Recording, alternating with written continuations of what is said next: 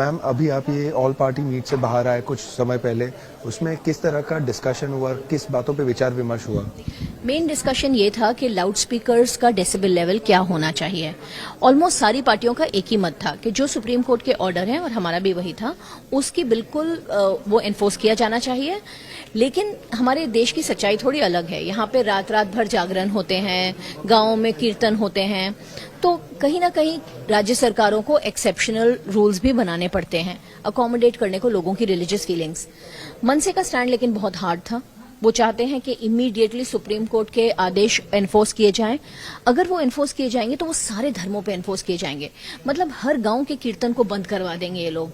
उनको समझाने की कोशिश की गई, लेकिन मनसे ने कोई भी कोऑपरेट करने की ऐसी मंशा नहीं दिखाई। दूसरी और सबसे इम्पोर्टेंट बात यह है कि बीजेपी ने इस मीटिंग से उन्होंने इस मीटिंग में नहीं अटेंड करके एक बहुत ही गलत संदेश दिया है। लॉ एंड ऑर्डर के ऊपर मीटिंग थी, वो ऑपोजिशन पार्टी है, उनका कॉन्स्टिट्यूशनल धर्म है कि वो लॉ एंड ऑर्डर में कोऑपरेट करें, और ना आके उन्होंने अपनी मनसा जाहिर कर दी है कि वही इस सारे दंगे के पीछे हैं। यही वही हैं जो सबको प्रवोक कर रहे हैं कि वो एक धर्म को दूसरे धर्म के खिलाफ खड़ा करें। मैम आपने कहा मनसे के जो रिप्रेजेंटेटिव्स थे उन्होंने कोऑपरेट नहीं किया, इसका क्या मतलब होता है? कौन सी चीज में कोऑपरेट नहीं किया? उनका डिमांड ये है कि जो मस्जिदों में लाउड स्पीकर से आजान होती है, जहां जहां पे वो समय के बाहर या डेसिबल लेवल के बाहर होती है, उसको तुरंत बंद कर दिया जाए 3 तारीख के बाद। और ये करना किसी भी प्रशासन के लिए इतना आसान नहीं है। आदेश दिए जा सकते हैं, लेकिन वो आदेश इंप्लीमेंट करना किसी के लिए भी आसान नहीं है। और मस्जिदों को क्यों, फिर तो सरकार को तो सब धर्मों के ऊपर करना पड़ेगा। तो मतलब हर धर्म की सारी एक्टिविटीज के ऊपर एक रोक लगानी पड़ेगी। वो बहुत ही एक मुश्किल और डिमांडिंग चीज है। उसका डिमांड करना जायज है, लेकिन डिमांड के साथ धमकी जोड़ना नाजायज है। मैम इतने सालों तक जो चीज दिक्कत नहीं दे रही थी वो आज सडनली दिक्कत का विषय हो गया है और एक मुद्दा बना दिया गया है, तो आपको भी कहीं ना कहीं ऐसा लगता है जो चीज मुद्दा नहीं है उसको मुद्दा बना रहे हैं लोग? 100%। इस देश का मुद्दा है महंगाई, इस देश का मुद्दा है बेरोजगारी, इस देश का मुद्दा है पेट्रोल के बढ़ते हुए दाम। उन मुद्दों से ध्यान भटकाने के लिए ये मुद्दे रेस किए जाते हैं। वो हम लोगों को इन कंट्रोवर्सीज में फंसा देती है बीजेपी, और वो उन मुद्दों पे जिन पे उनको काम करना चाहिए उसकी फिर उनको सफाई नहीं देनी पड़ती। तो ये बिल्कुल गलत मुद्दा है।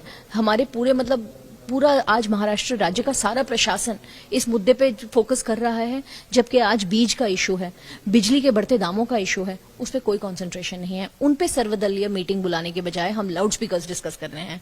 That's quite shameful. Ma'am my last question is, मुझे ये जानना है कि क्या आपको लगता है कि ये राज ठाकरे का जो स्टैंड है वो बहुत ज्यादा अग्रेसिव है और ये कहीं ना कहीं लोगों के बीच में एक गलत संदेश देता है बीएमसी इलेक्शंस के जस्ट पहले? तो कहीं ना कहीं वो लोग के रिसर्जेंस की भी बात है एमएनएस की?